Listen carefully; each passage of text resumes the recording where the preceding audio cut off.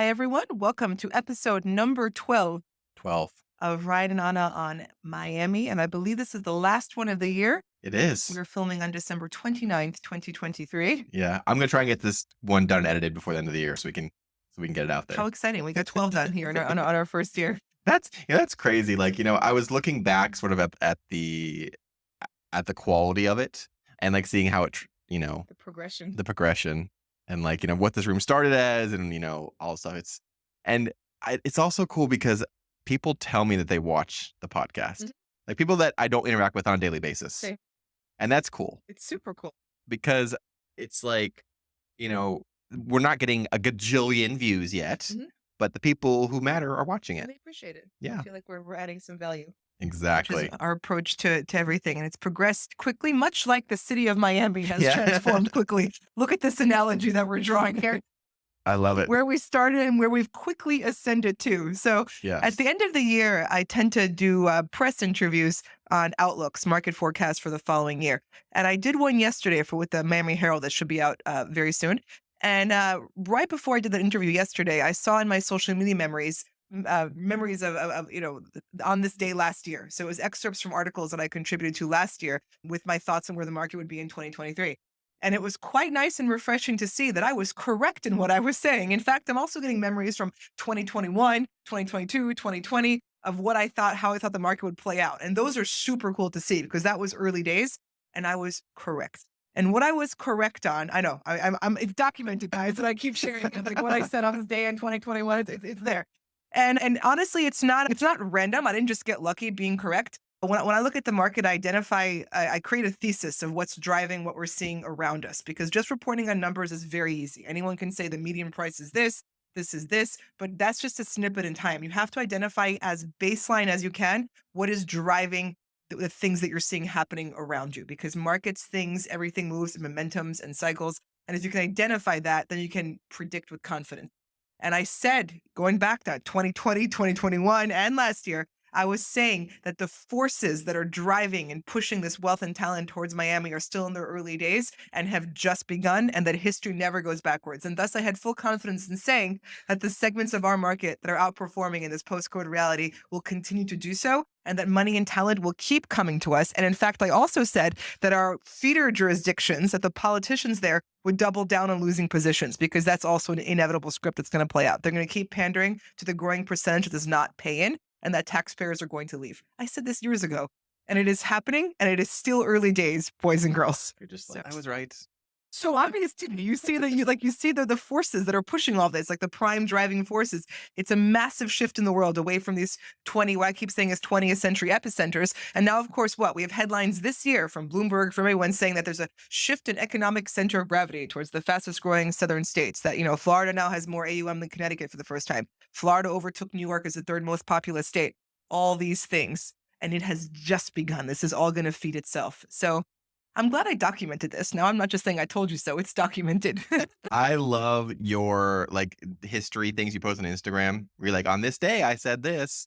She does it all the time, folks. She's like very, very Sagittarius move as well. I forget about it, but I look at my memories and it's there. And I'm like, oh, I did say that. Look at that. But really, Really? the crux is identifying the thesis. And the numbers are easy after that because the numbers, again, they're not random. They're not occurring in a vacuum. There's a reason that they are what they are. And if you can identify that reason, then you can predict the future. Or, I gave a talk on this, like predicting the future. Because human prosperity, the human spirit, creation, ingenuity, it's a real force and it always flows somewhere. And it Yeah. flows along the path of least resistance. And we've become that path. I like it. I love that path of least resistance because that implies easy, but it also implies good. Mm-hmm. Correct. And in Miami, you can have good life. Absolutely. And you can create, you can have good quality of life, all those things. Yeah. We have this great trifecta of that. We have the ability to create, we have the quality of life, and then we have, actually an international city. Yeah. I mean, that's one of the reasons that I moved here because in 2017, when I moved here, I didn't have a lot of reason as to why I wanted to be here, but I felt like I could create my own destiny without sounding hyperbolic. And I didn't feel, I mean, listen, I lived in power centers in San Francisco and LA and all of those places, and I never felt like I could create my own destiny. And I that's because those places people go to create their destiny. Silicon Valley, San Correct. Francisco. But for me, I just never felt like I could accomplish it. And I tried and it just didn't. It never worked. But then when I got here, even though back then Miami didn't have a tech scene that I was a part of, I still felt like I can create here. And I think that's really what may want to be here and stay here. Yep. And I think that's a feeling that is shared by many, which is why people are coming here, want to create. And what does creation mean? It means excelling in whatever your talent is, Yeah. sports, business, art, whatever it is. And we're getting those people. Yeah. And it's still, and by the way, like what I was saying 3 years ago about it being early days, it is still early days. This is a 5 to 10 year shift. Most people are just not good at perceiving momentum as it builds Yeah. because the human mind tends to think the present is sacrosanct. They'll stay how it was. No, no, no. This is a period of rapid change.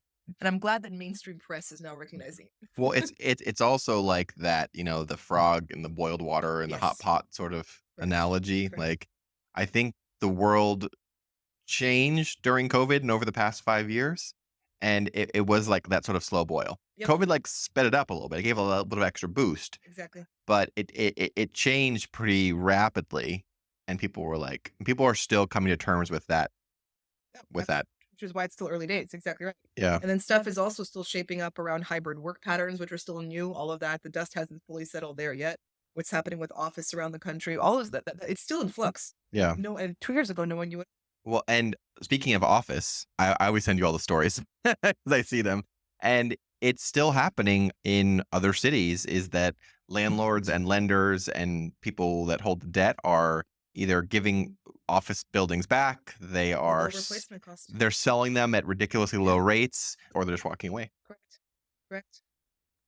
And we're building office, I know we have like 4 of them which under is construction. incredible. Yeah, it's incredible. And listen, I know firsthand how difficult it is to do office in this day and age. I basically run a co-working space. Mhm.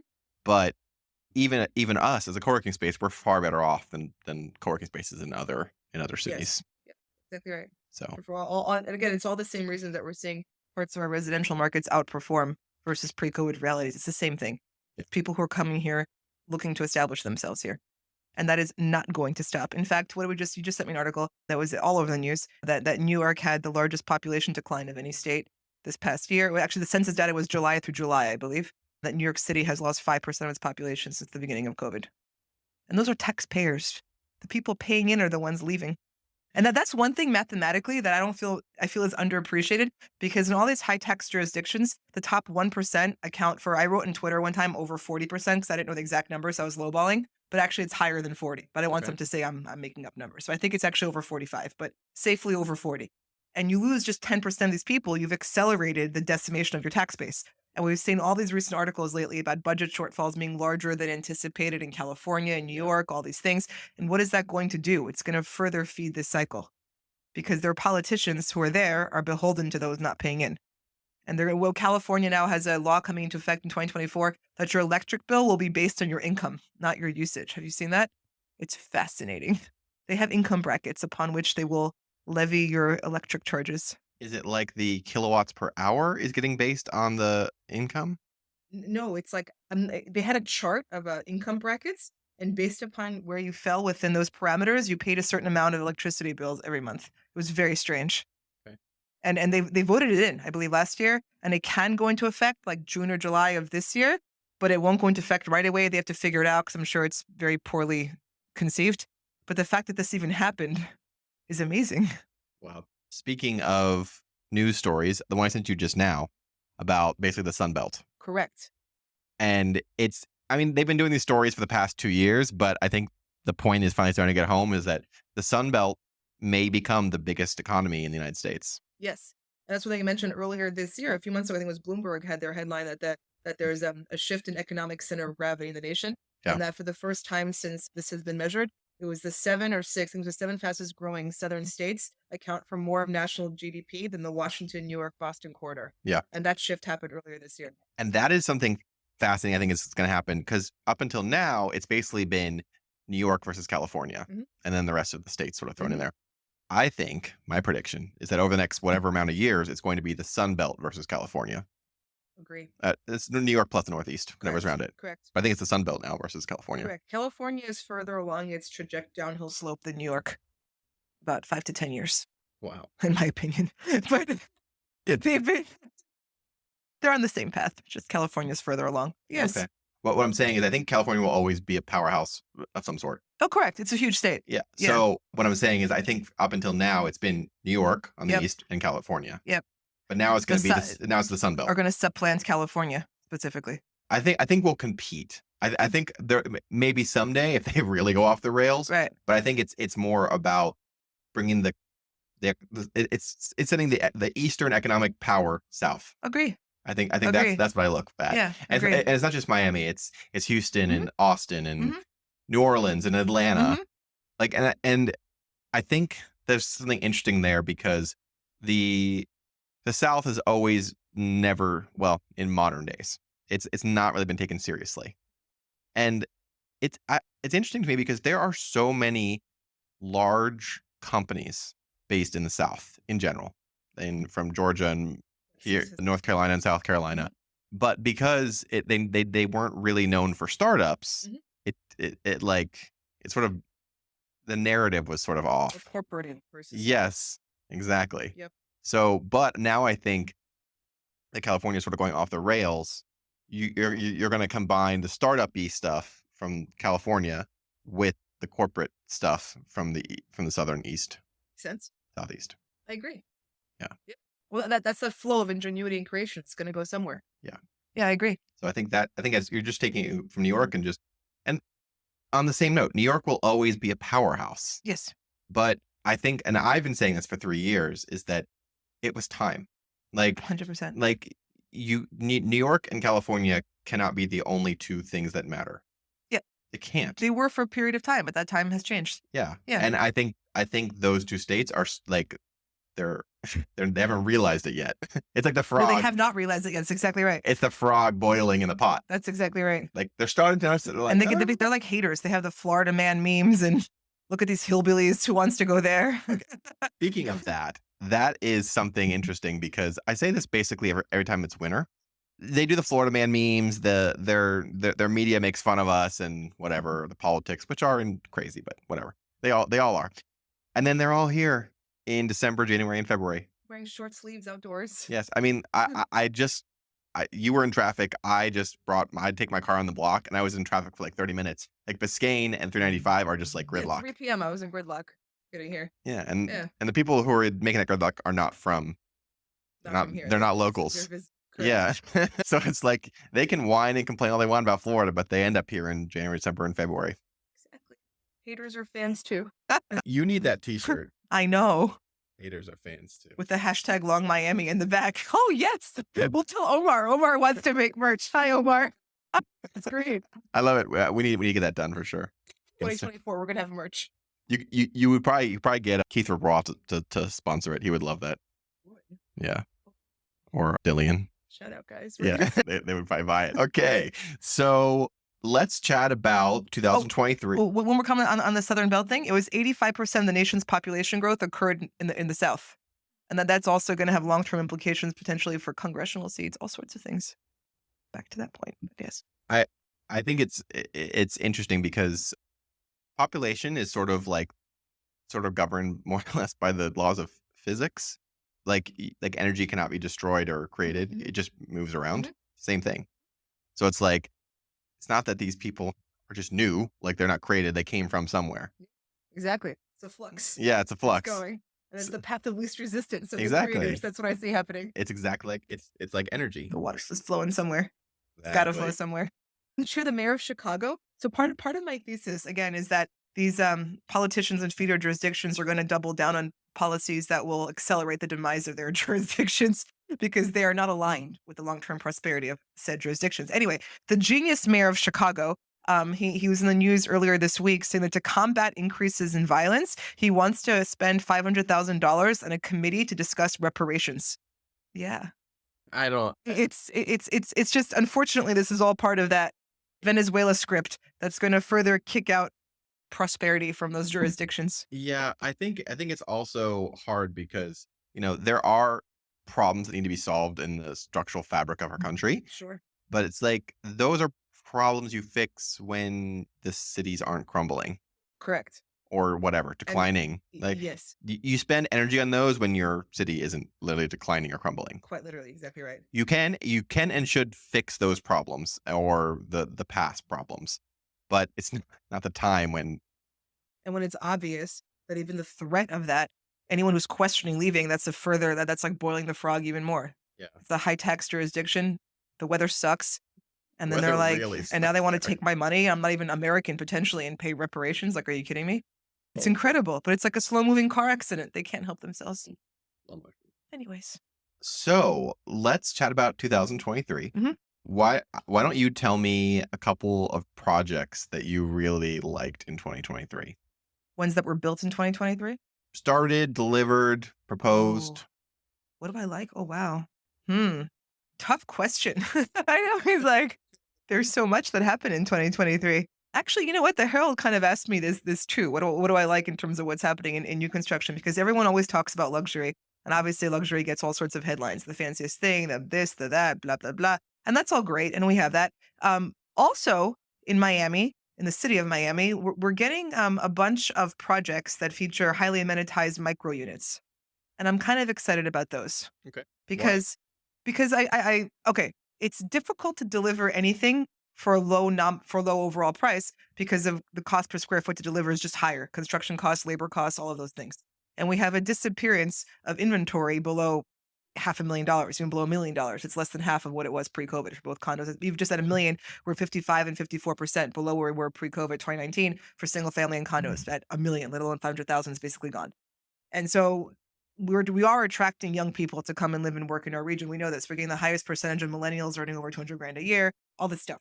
And so this creation of highly amenitized micro units allows, I think, for young people who are coming here to start off life, it allows them easy solutions, places to live that are prime location urban core. And I think that's a wonderful thing. My first apartment in New York City was about like 350 square feet, but it was in 82nd in Central Park West. It was a great location. And again, all I had was my clothes. I was 20 years old. Who cares? The most important thing was to be where stuff was happening.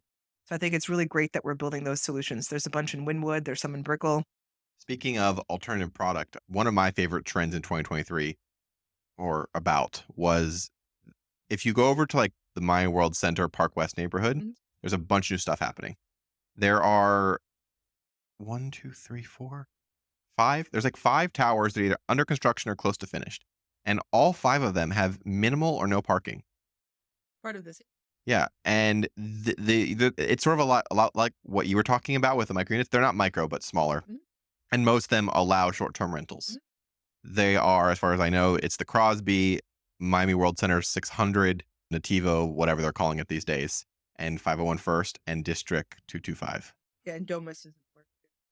I'm talking that in Oh, that that area, that right, general area. correct, yes. So there's five there that don't have any parking Mhm.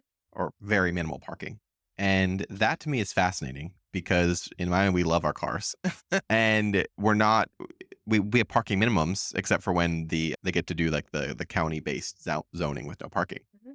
So for me, that's really fascinating that we're getting to that point where it's like, okay, we're building units and products that are a little different than Mhm. what we've built for the past 20 Yep, years. exactly. I agree. Yeah. And I think this is in line with the people that the city is now attracting.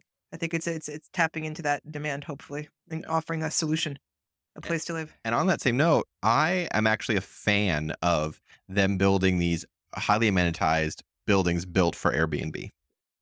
I might get canceled for it by by housing advocates, but I think personally it takes some of the pressure off buildings that aren't built to be Airbnb Exactly. because there are condos and stuff that are for regular people, They were never meant to be that product. never meant to be Airbnb, and so it you can make them Airbnb, but it doesn't really work. There's no management, there's security, whatever. The buildings that are built for it take pressure away from those units. Agree. And the people who are Airbnb out their units are going to get price pressure on it. So they're going to be like, maybe I can sell and go buy one of those ones in an Airbnb building. Yeah.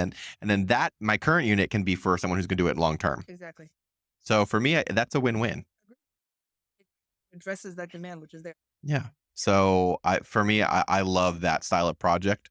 Also, the Legacy was going to have that option as well. So there's like 6 towers in that sort of genre. Mhm. And if you go on the next Miami and stuff in the comments, they're always like, oh, another Airbnb tower. And I'm like, listen, tourists are never going not going to come to Miami Mhm. ever. In fact, our air traffic is higher than it was pre-COVID due to surge in domestic, actually. Yeah. Yes. So people are always coming here.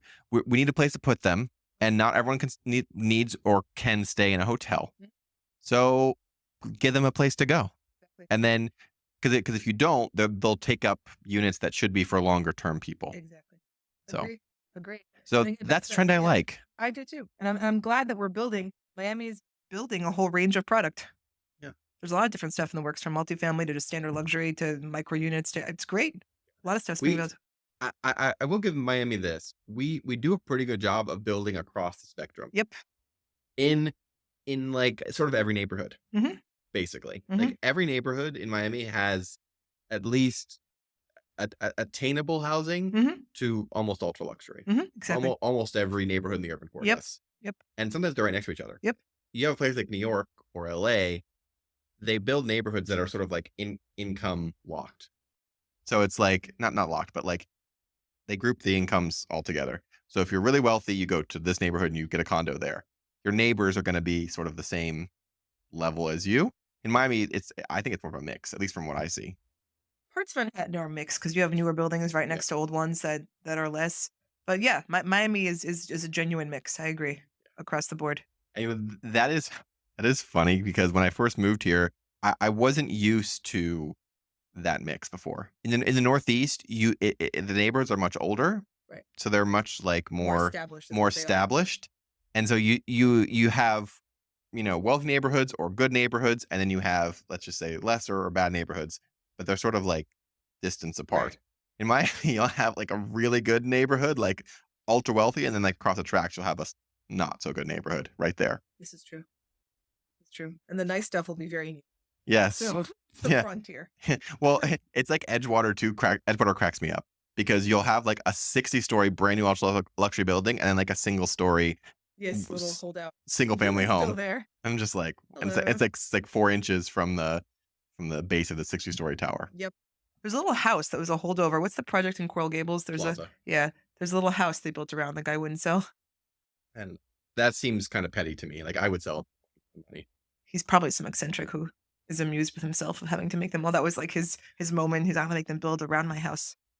Oh, speaking of old things, I was walking around during one of the few good days we had here a couple days Then we're ago. gonna complain. I know. Sad. I know. Sad, like seasonal affective depression disorder or whatever it's called. Anyways, I was walking around Margaret Pace Park. That's one of my favorite parks. It's beautiful.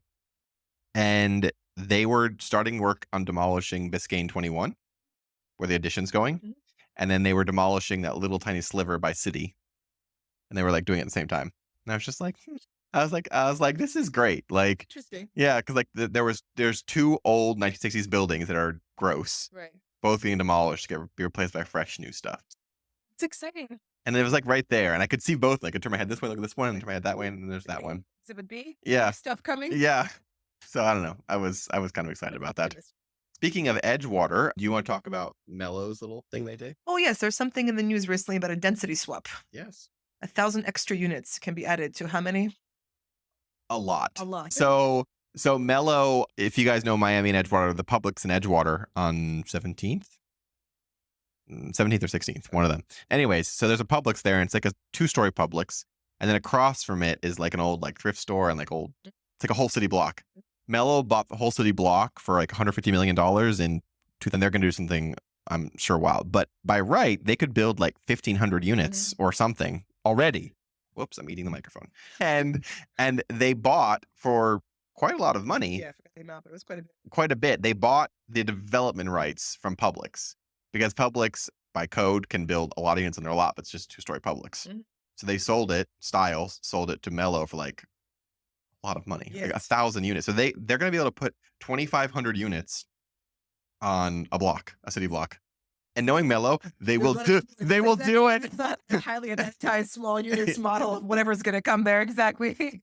So some of you guys know I used to live in downtown Fifth, and whatever, building has its pluses and minuses, but that building is like Melo blueprint, because they built it on a very small lot. They built it to the lot lines, and they built it like zero setbacks, like Next to it. no setbacks, like barely any access like points to it.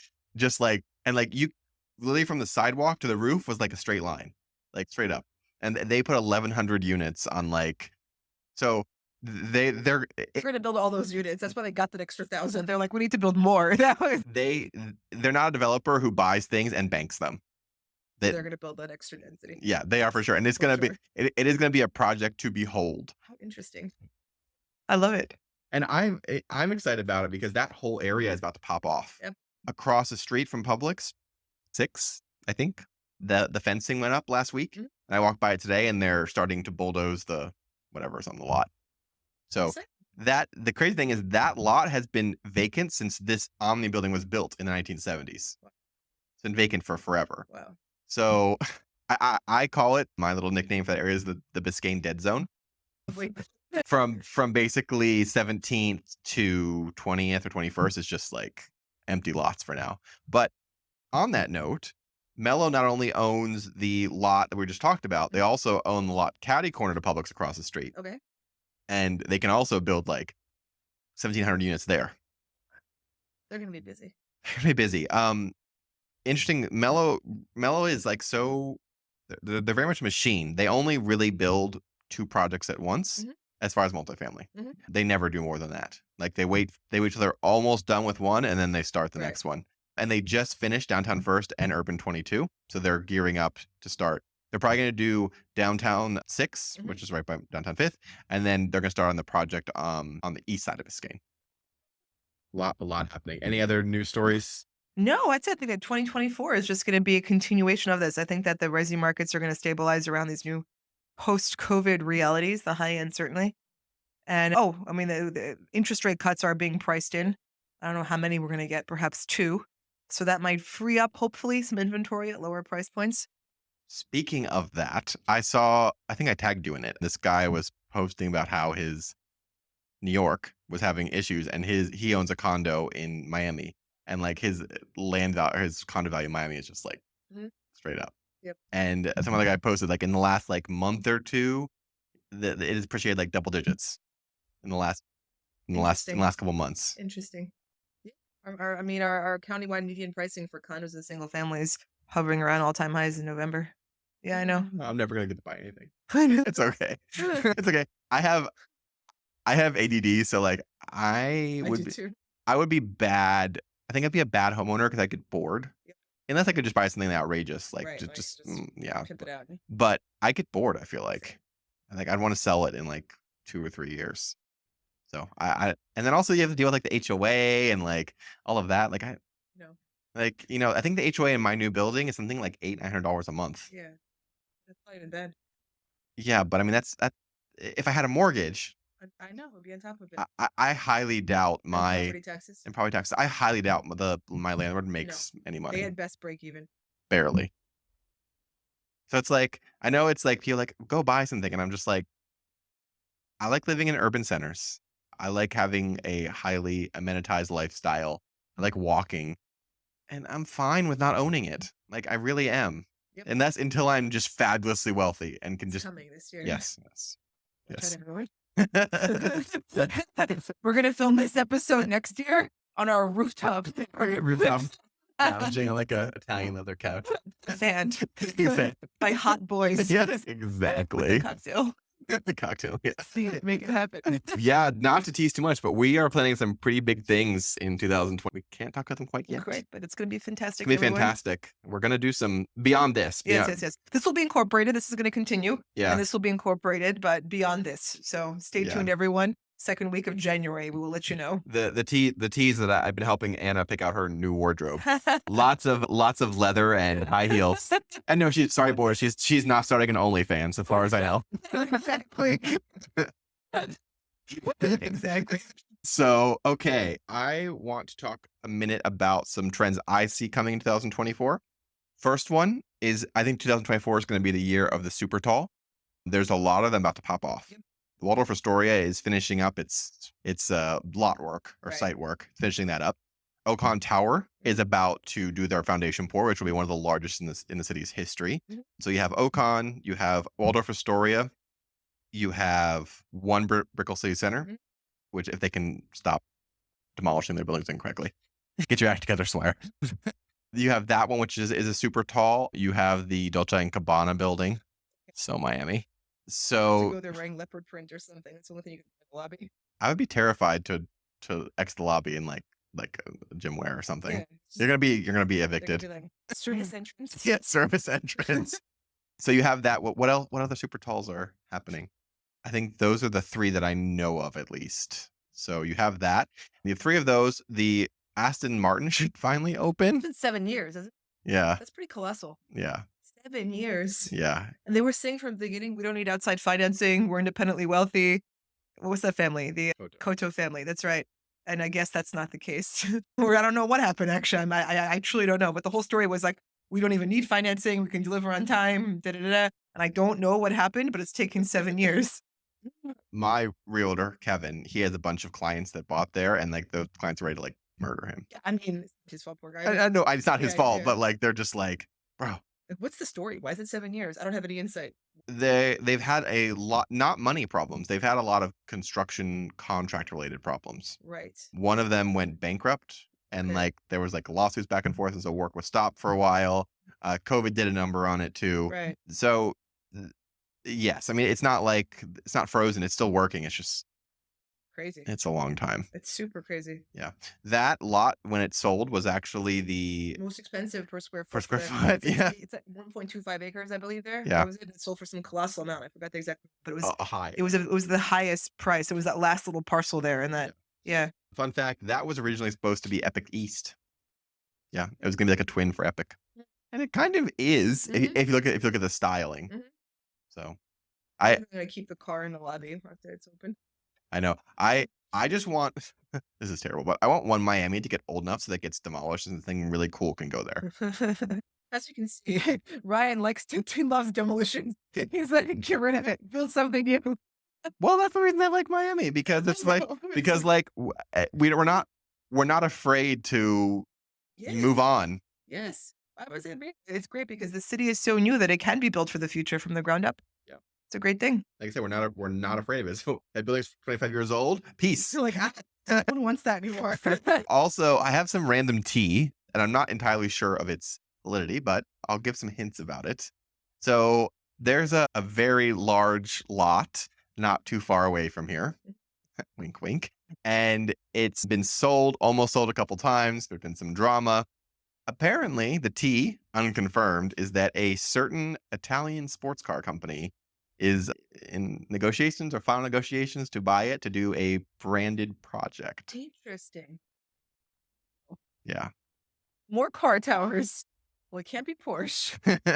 I said Italian. Right, right. Which So- ones do we already have? We have Aston Martin. We have Porsche. Do we have Bugatti? No. Why did I think of that? Okay. Bugatti is like German or something. No, yeah. I for some reason like no, we don't have a Bugatti tower. Yeah. But no, it would be quite a thing. It'd be like a full What? So just for context, in like Dubai and stuff, Italian car companies build like amusement parks and like resorts. I do, of course. I have like 3 of them. But yeah, so this particular Italian car company, they build resorts and amusement parks and stuff. Interesting. So we could have nearby a branded. Is Lamborghini Italian? They are.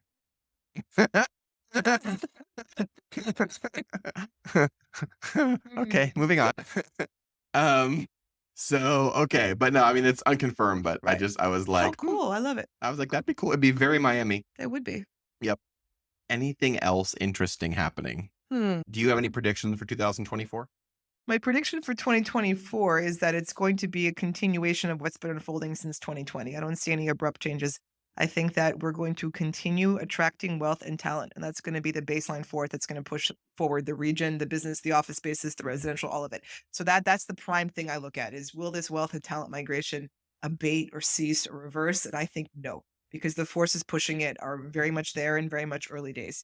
And so I see that as continuing. I see, yeah, the path is continuing. I say the Sunbelt, the southern states, including Florida. I think will continue to ascend as the new financial epicenter of America, and that Florida will continue to lead the way in many regards. I think Florida is still its ascension path is quite long. Agree. Yeah. Yep. And I mean, it's Florida, so you're never entirely sure what's going to happen.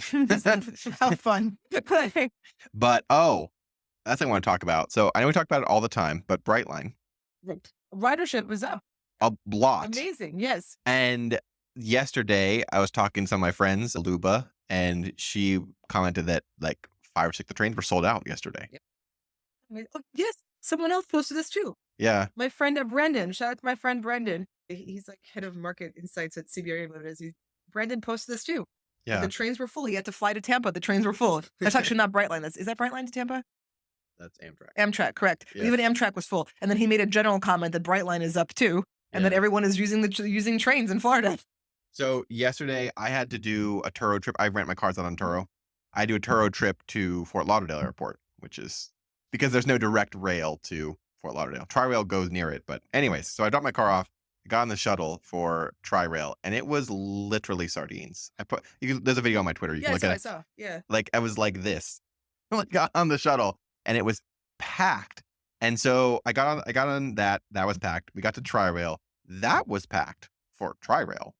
And then you take Tri-Rail to Metro Rail transfer station in Hialeah, and then you take Metro Rail to then Metro Mover. So anyways, I took like 5 different levels of transportation to get back to my house, and all of them were above average full.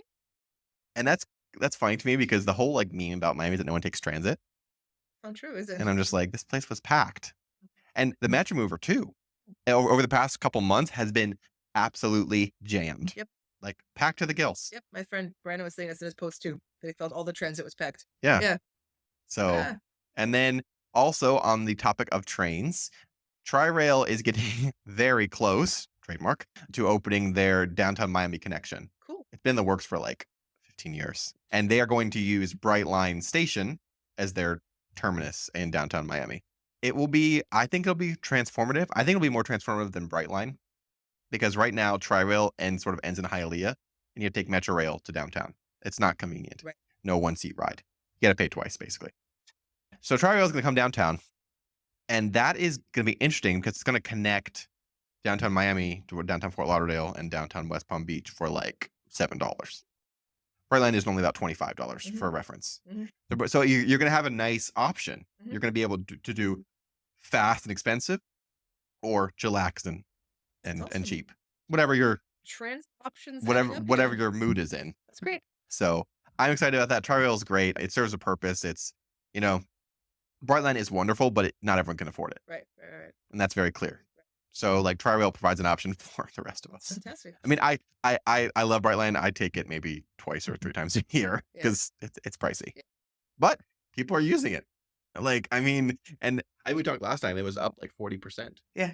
And they also ordered like 30 more cars to expand and they're making progress on the Tampa route as well. All filling in. Yeah. Well, it's, I'm a Miami and Florida booster. Okay. You got me, but I think we're doing some great things here. I agree on many fronts. Yeah. On many fronts. I think that's all part of that ascension, and it's still early days. I agree. Yeah. I saw a chicken on the street before I came here. I posted. What? I took a video of it. It was right by the station across here. Yeah. We're off of 15th and Biscayne, everyone here. Yeah. And I saw a chicken. And it was all crowded. People are waiting for the train, and there's cars. And I'm like, is that a real chicken or a statue?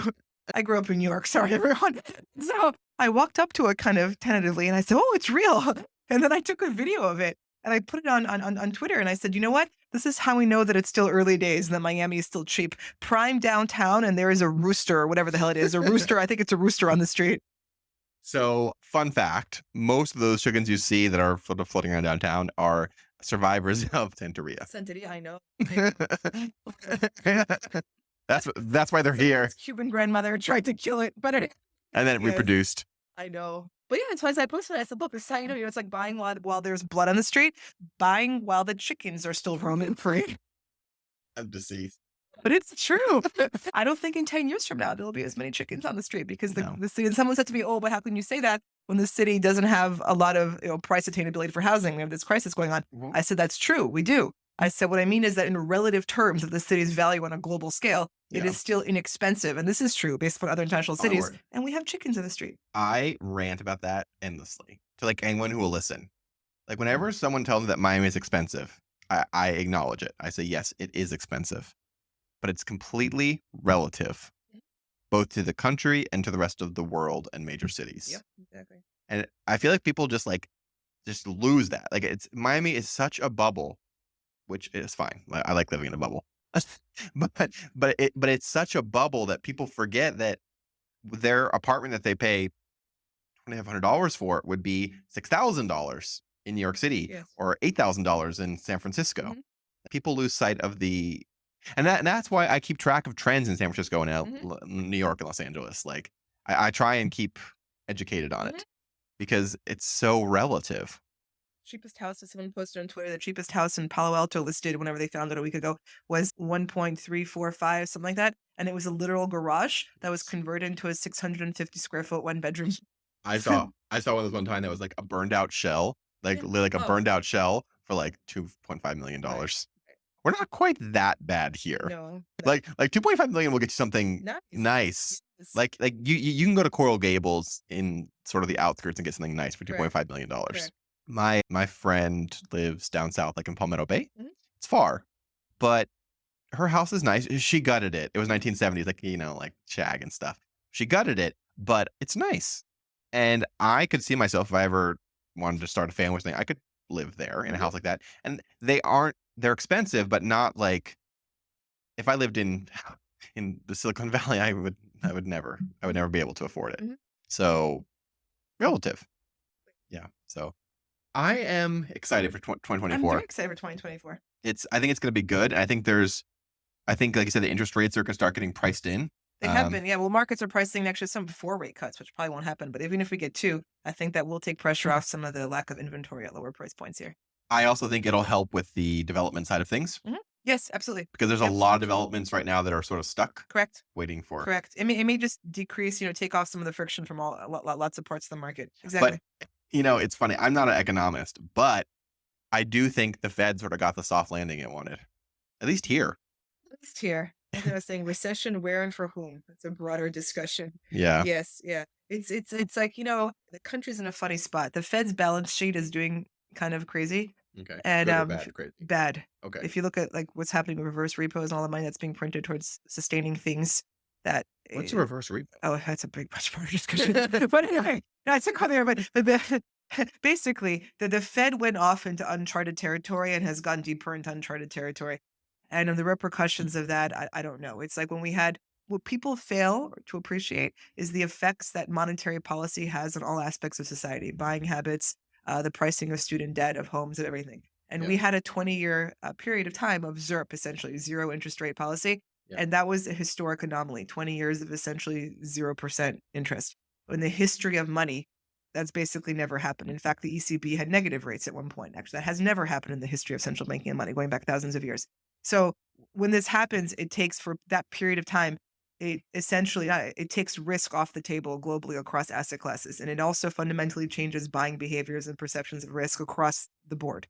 And that leads to increases in all assets. We see student loans, credit cards, housing, all this, right?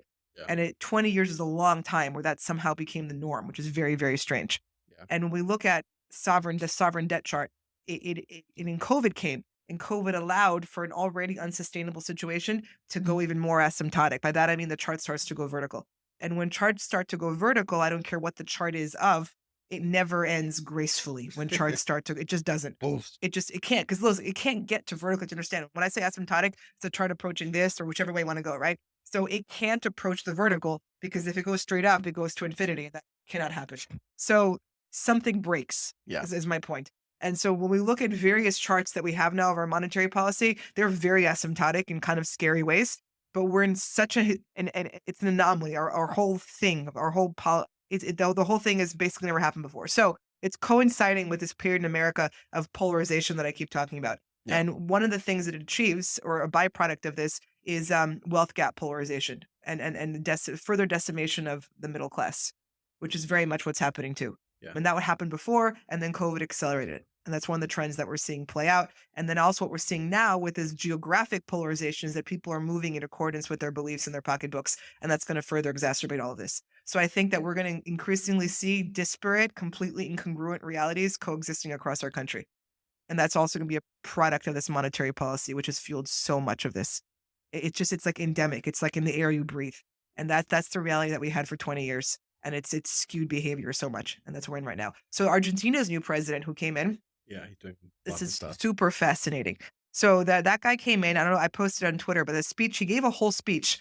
It was great. I mean, I don't know if he's going to do any of this stuff, but what he said was so fantastic. He was saying that politicians are the problem, and he's completely correct. That's why I keep talking about our feeder jurisdictions and stupid policies that are going to long term hurt their jurisdictions. And he's saying this. It's like a parasitic class that enriches itself and feeds upon itself. So he's gotten fired off. Like the 5,000 people hired last year by the government. He's cut all these boards, all these things. He's debasing the currency. He's allowing for, he's basically taking central control away from currencies, allowing companies to pay in other currencies and Bitcoin and whatever you want. If it works, if it doesn't work, I don't know. But it was fascinating to see him even say those things and to try to circle back on what Argentina's been doing, because we're very much, parts of our country are very much along that path. And it never, never ends well. But America is such a big country that I really think that we're going to see just increasingly like to a crazy level, different realities coexisting across the country, and that's tied into our monetary and fiscal policies. So yeah, the 20 years of ZERP is kind of frightening, and we're in the And aftermath of it. that's something else. I feel like ZERP, especially of COVID times, we are getting to the tail end. We're pushing out all the craziness because not just real estate, but like there are major companies going bankrupt like every 10 seconds. Every time I turn on the news, like another company has gone chapter 11 or whatever. And I feel like all those companies were headed that way in general, but like the pandemic and COVID times sped that up. Right, because leading into it, we had a record high number of companies that were essentially zombie companies. Yes. Yes. And so they got like boosted up Yep. during COVID. Yep. Hope no pun intended. And then now the money's gone. Mhm. You don't have zero Right. interest rates. So it's like They can't service they're the just debt. falling it. They're falling like by the wayside. Speaking of real estate, I saw Pennsylvania Real Estate Investment Trust did bankruptcy for the second time in like 2.5 years. They do malls, by the way. That's their thing. They own really big malls. So it's second time in like 2.5 years. They're going to continue. They're not going away. They're just Yep. rejiggering the The debt. other thing, part of this trend is going to be UBI, universal base income, which I keep talking about. Canada's floating this thing now in their thing, giving everyone 2,000 Canadian dollars a month, regardless of income. So in parts of our country essentially already have UBIs, and we're talking about AI replacing jobs and all these things. So this again is also going to be tied to the polarization of society. It's almost, I feel like it's an inevitability in our lifetimes. So my rosy take on this is that for the purposes of one's own lifetime, and again, 20 years, historically speaking, is a rounding error. It's absolutely nothing. When you talk about history, 20 years, Yeah. 40 years, whatever. But for the purposes of our lives, it's everything. It's huge. So for the purposes of one's life, you just want to place yourself in the place that you see as being on a path that's comfortable for you for Yeah. the next 20 years. Beyond that, like so again, this is part of my long Miami thesis, is that as the country continues to polarize, I think that we're going to emerge as a good place to live. I feel like one of these episodes, I'm just gonna like do this as like a monologue for you, and you're just gonna do like a monologue about all this for like 30 minutes. Yes, yeah, because you get like really passionate about it. So I just want to sit there and film it. Now everyone. He's like, I'm just sit there for like 30 minutes and just like watch. No, never. Well, it really is fascinating how, because we're in a period of rapid change right now, Yes. and it's this, it happens every 100 years or so, and it's a macro big cycle. But There are times that I wish I could have been born later or earlier, but I don't know. I like it. Yeah. What are your goals for 2024 personally? Oh, okay. So continuation again. My goal is to try to improve myself all the time. I call it training for life. We want to improve ourselves and utilize our time best all the time. So I'm continuing jujitsu. My crazy hobby continues. Also ties into our new wardrobe parameters. That's Beat them up, but that's a different channel, I think. and then we're gonna, continue doing what I'm doing with analytics man, everything that I do. And then we're gonna rock out our new project, which we have not announced yet. So hold on to your hats, everyone. When do we plan to announce that? Second week of January. Oh, I'm excited. But just so you know, the amount of voice notes that I've been getting from Anna has gone like this over the past. That's our private podcast Yeah. to be released 100 years after our death. Yeah, exactly. Yeah, yeah. If you saw the private audio text we send back and forth, we either be like overnight famous or just all the way canceled. I'm not sure. I'm not sure It which. could easily go either way. Oh, fork. Cool. My goals are to discover what I want to do next. So Evan, I don't know if I really put this out there, but I got laid off from my day job a month ago, and it's okay. The job was I wasn't all that entertained by it. The money was nice, but it was a job I loved. So I have some time now for the first time in my adult life to really kind of decide what I want to do next, and that is a new thing because I've always had to go from job to job, job to job to job. And so, yeah, so I'm trying to decide what I want to do. Do I want to go to corporate America? Do I want to do a startup? Do I want to do like my own agency thing? I just don't know. And so my goal is to sort of figure that out and, make the best of it. Second goal is to really make this place, the hub, really rockin'. I've been here since March of this year. And I think we built a really good foundation along with the founder and community and all of my friends. But this next year, I want to take it to the next level.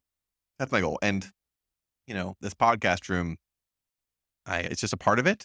We use it, but it's really for everyone. And I hope some of you guys come here and get a chance to check it out because it's pretty cool. Like I'm pretty proud of it. Yeah. The So founder's awesome. yeah, Noelle was really wonderful, and I have so much respect for her for putting this together. It takes a special person for that. Mhm. I don't think I could have done it. Listen, I can be an entrepreneur, but to take on something of this magnitude and Mhm. size by yourself, that's something I'm not sure I could stomach. Correct.